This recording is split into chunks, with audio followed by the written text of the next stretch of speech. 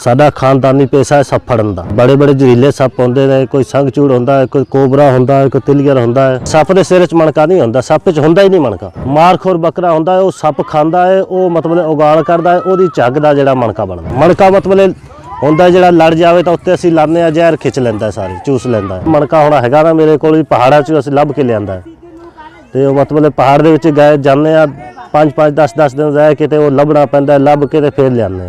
जो 100 साल तो टपदा जिदा चीचका बकरी नूं लगदा, इदा चीचका लगदा है, फिर वो डिगदा है 100 साल तो बाद, तो फिर वो लभना पैंदा, किस्मत नाल लभदा है।